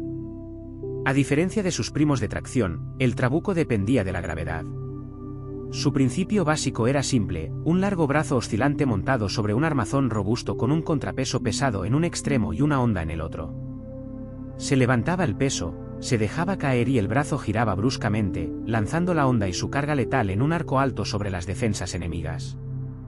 Era destrucción controlada, precisa, predecible y devastadora. El origen del trabuco se remonta a los primeros modelos de tracción utilizados por los chinos ya en el siglo IV a.C., donde la mano de obra sustituyó a los contrapesos. Pero el trabuco de contrapeso, la versión que reescribiría la guerra de asedio en Europa y el mundo islámico, surgió en el siglo XII, posiblemente a través de intermediarios bizantinos o musulmanes. Una vez que Europa tuvo en sus manos el diseño, se extendió como un reguero de pólvora por castillos y cruzadas. Su poder era asombroso. Un trabuquete bien construido podía lanzar proyectiles de 136 kilogramos a más de 300 metros. Piedras del tamaño de muebles se estrellaban contra torres, pulverizaban muros o hundían la moral enemiga. Pero la verdadera magia estaba en el arca. A diferencia de las catapultas, los trabuquetes podían lanzar proyectiles por encima de los muros con gran precisión. Esto significaba que no solo destrozaban defensas. También impactaban patios, cuarteles y depósitos de suministros en el interior. Y no eran solo piedras. Los trabuquetes lanzaban de todo: animales enfermos, brea ardiente, ollas de cal para cegar a los defensores, incluso mensajes o insultos envueltos en rocas. Un relato legendario del asedio del castillo de Stirling en Escocia habla de Beowulf, un trabuquete tan enorme que el enemigo se rindió incluso antes de ser disparado. El rey se negó a aceptar la rendición solo para poder probar la máquina. Pero a pesar de toda su gloria destructiva, el trabuquete no era rápido. Tardaba horas en construirse, minutos en recargarse y exigía ingenieros cualificados. Aún así, ninguna otra arma de asedio combinaba alcance, fuerza y horror psicológico como esta. Era la versión medieval de un martillo a cámara lenta caído del cielo. Y cuando ese contrapeso cayó, las ciudades contuvieron la respiración. Mientras las catapultas se lanzaban desde lejos y los arietes destrozaban puertas, las torres de asedio adoptaron un enfoque más personal. Llegaban directamente a la puerta principal del enemigo y dejaban caer a los invasores armados. Imagine un rascacielos de madera sobre ruedas cubierto de pieles mojadas para evitar el fuego, repleto de arqueros y lanceros. Esa era la torre de asedio, el equivalente antiguo de un transporte blindado de personal y una fortaleza móvil, todo en uno. Y cuando una de estas empezaba a avanzar con estruendo hacia las murallas de su ciudad, sabía que la verdadera batalla estaba a punto de comenzar. Las torres de asedio no eran sutiles. Eran grandes, audaces y terriblemente efectivas cuando se usaban correctamente. Puede que los asirios estuvieran entre los primeros en desplegarlas en el siglo IX a.C., pero fueron los griegos, y especialmente los reinos helenísticos, quienes llevaron el diseño a extremos teatrales. Durante el asedio de las carreteras en el 305 a.C., el general macedonio Demetrio construyó una torre de 9 pisos llamada el Polis o tomadora de ciudades. Tenía más de 30 metros de altura, estaba equipada con catapultas, estaba cubierta de placas de hierro y era movida por miles de soldados. También se rompía por su propio peso. Pero su ambición era insuperable. La lógica detrás de las torres de asedio era simple: las murallas solo funcionan si no se pueden superar. Las torres de asedio eliminaban esa ventaja al crear una plataforma elevada desde la que los atacantes podían descender a las almenas, sorteando puertas y escalando escaleras. Desde la cubierta superior, los arqueros podían acribillar a muerte a los defensores, mientras las tropas en los niveles inferiores se preparaban para abordar.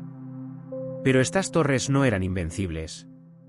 Eran lentas, vulnerables al barro y objetivos predilectos para los defensores con flechas incendiarias, rocas rodantes o incluso terreno saboteado. Los defensores astutos cavaban zanjas, inundaban mohús o construían murallas interiores secundarias, conocidas como defensas de contraescarpe, solo para detener el avance de una torre. Aún así, cuando funcionaban, lo hacían de maravilla. Una brecha en la muralla era una cosa, pero tener tu propia muralla repentinamente llena de soldados enemigos era un caos. Las torres de asedio transformaron el campo de batalla de una competencia horizontal de fuerza a una carrera vertical por la supervivencia. Hicieron de la altura una ventaja y una desventaja. Y una vez que la pasarela caía desde una torre de asedio hasta las murallas de la ciudad, no había vuelta atrás. Era hora del combate cuerpo a cuerpo. Infierno. Mientras los arietes aplastaban y los trabuquetes se elevaban, algunas de las tácticas de asedio más devastadoras ocurrían silenciosamente bajo tierra. La excavación de túneles o mina de asedio era el oscuro arte de derrotar a una ciudad removiendo el terreno sobre el que se asentaba. Literalmente, la idea era antigua y terriblemente efectiva. Cavar bajo la muralla enemiga, apuntalarla con soportes de madera y luego prenderles fuego. Cuando la madera se quemaba, el túnel se derrumbaba, llevándose consigo los cimientos de la muralla. En un momento, tu ciudad se mantenía firme. Al siguiente, una enorme sección de la muralla exterior se desmoronaba como pan duro. Este método no parecía glorioso. No había grandes máquinas ni lanchas atronadoras, pero la excavación de túneles era el asesino lento e invisible de la guerra en fortalezas. Los asirios practicaron versiones tempranas de esta técnica, pero alcanzó su plena madurez con los griegos, los persas y posteriormente los ejércitos europeos medievales. Durante el asedio de Platea en el 429 a.C., los espartanos intentaron excavar túneles bajo las murallas, pero los defensores cavaron túneles contrarios y los interceptaron a mitad de la excavación, convirtiendo el terreno en una pesadilla de combate a cuchillo. Esta táctica defensiva se conoció como contraminado y añadió un elemento inquietante a la guerra de asedio. Imaginen a soldados cavando en la oscuridad total, a cientos de metros bajo tierra, atentos al sonido de los picos enemigos. En cuanto oían golpes, corrían a interceptarlos, lo que a menudo resultaba en escaramuzas violentas y claustrofóbicas, libradas a la luz de antorchas, cuchillos y palas. No había gloria en ello, solo terror, asfixia y suciedad. Pero cuando el socavamiento funcionaba, los resultados eran catastróficos.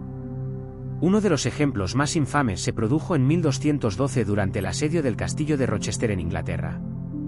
Las fuerzas del rey John excavaron un túnel bajo la muralla sur, llenaron la mina con grasa de cerdo y le prendieron fuego. Los soportes se derrumbaron, derribando toda la torre. Los defensores quedaron atónitos y poco después se rindieron. Para el siglo XIII, los ingenieros de asedio se especializaron en identificar cimientos débiles, medir el comportamiento del suelo y planificar derrumbes con una precisión aterradora. Eran geólogos y demolicionistas a la vez. Y aunque la construcción de túneles requería tiempo, trabajo y un poco de la locura, demostró una verdad sobre la guerra de asedio. Si no podías saltar la muralla ni atravesarla, siempre podías derribarla desde abajo. No todo el drama de la guerra de asedio provenía de los atacantes. Por cada ariete construido o torre desplegada, los defensores tenían sus propios trucos mortales. Y a veces esos trucos eran sensacionalistas. Empecemos con el más aterrador de todos, el fuego griego.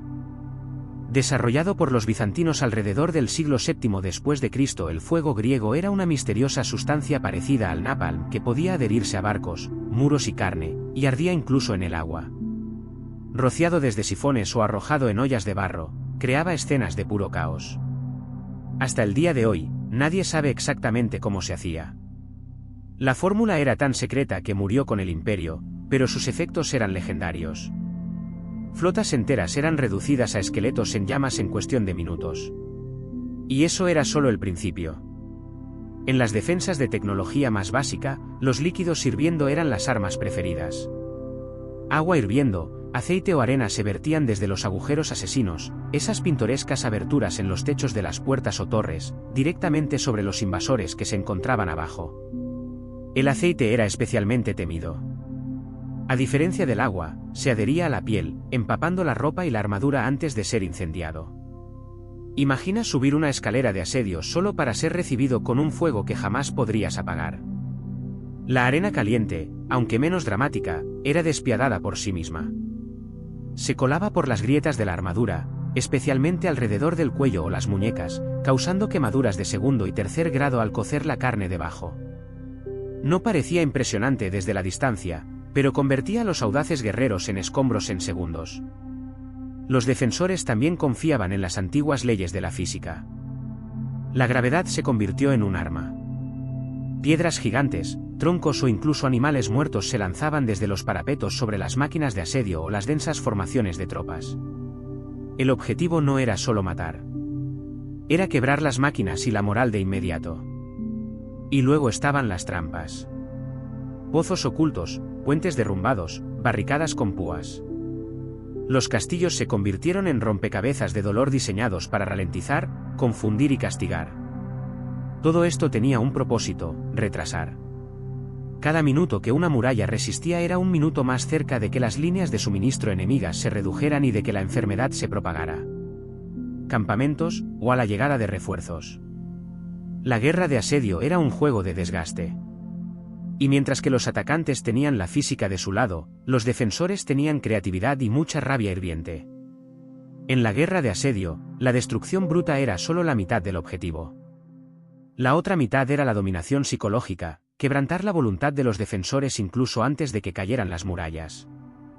Las armas de asedio no eran solo herramientas de guerra.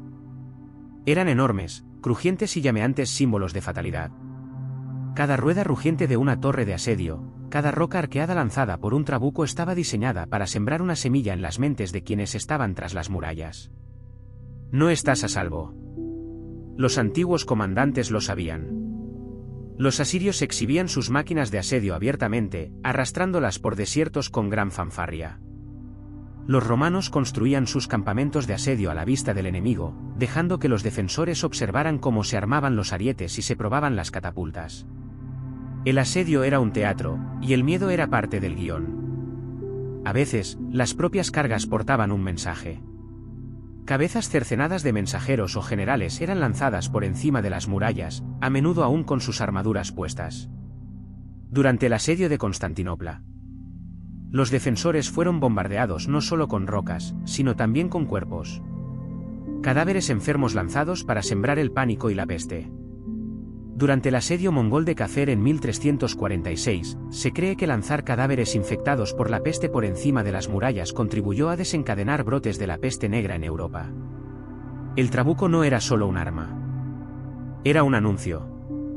Cuando uno de estos gigantes se colocaba en su lugar, todos dentro de la fortaleza podían oírlo antes de verlo. El crujido de los tornos, el rechinar de las cuerdas, el pesado golpe del contrapeso, como el latido de una tormenta inminente. Pero lo más peligroso, lo desconocido. Nunca se sabía qué vendría después. ¿Sería una roca, un barril de fuego, una lluvia de flechas o simplemente silencio? Un silencio ominoso y denso mientras los ingenieros ajustaban su puntería. Incluso los sonidos se convertían en armas psicológicas. El golpe rítmico de un ariete o el silencio repentino antes de un disparo enloquecían de anticipación a los defensores. Para los comandantes, el objetivo era crear desesperación, convencer al enemigo de que resistirse era inútil, de que los dioses los habían abandonado, que sus muros no eran más que obstáculos temporales en el camino del destino. Y cuando esa presa mental finalmente se agrietaba, las puertas a menudo se abrían sin luchar. Porque en la guerra de asedio, a veces la mente se derrumbaba ante la mampostería. Con el estruendo de la pólvora en el campo de batalla a finales de la Edad Media, la era de las máquinas de asedio tradicionales llegó a un lento y devastador final. Pero su legado no desapareció. Evolucionó. La invención de los cañones lo cambió todo. Un solo disparo preciso de cañón podía hacer en segundos lo que un trabuquete tardaba horas en lograr. Los muros de piedra, antes considerados impenetrables, se convirtieron en obstáculos. Para el siglo XV, los grandes castillos de Europa se derrumbaban, no por la socavación ni el fuego, sino por las bolas de hierro que se estrellaban contra sus parapetos. La guerra de asedio había entrado en su siguiente fase, explosiva, brutal y ensordecedora. Y, sin embargo, los principios establecidos por los antiguos ingenieros de asedio nunca desaparecieron. La artillería moderna aún está en deuda con la catapulta y el trabuco. Todo misil balístico y obús de largo alcance es simplemente un descendiente de alta tecnología de la misma pregunta. ¿Cómo se rompe lo que se supone es irrompible a distancia? Física, trayectoria, tensión y fuerza, todas descubiertas, probadas y perfeccionadas siglos antes de que la pólvora entrara en la historia. Incluso la psicología militar actual, conmoción y pavor, potencia de fuego abrumadora, dominio visible, tiene sus raíces en antiguas tácticas de asedio. Esas imponentes máquinas de asedio avanzando con banderas ondeando al viento fueron la conmoción y el pavor originales. No se trataba solo de romper una muralla. Se trataba de romper el espíritu de una ciudad. Aún se puede ver su legado grabado en las ruinas de ciudades antiguas. En Msada, donde las rampas de asedio romanas aún cicatrizan el desierto. En Constantinopla, donde capas de murallas resistieron durante 1000 años contra cualquier máquina imaginable. Hasta que el fuego de cañón finalmente los derribó en castillos de toda Europa, donde torres redondas y bastiones angulares cuentan la historia de un mundo que se rediseña constantemente para sobrevivir al siguiente asedio. Y hoy, incluso en un mundo de drones y misiles guiados por satélite, la guerra de asedio no ha desaparecido. Simplemente se ha digitalizado. Las ciudades siguen siendo rodeados. Los defensores siguen aislados. Los muros ahora son cortafuegos, bloqueos o incluso apagones mediáticos. Pero la esencia del asedio sigue siendo la misma. Alguien quiere entrar. Alguien quiere mantenerlos fuera. Y ambos están dispuestos a esperar, construir y derribar para ganar.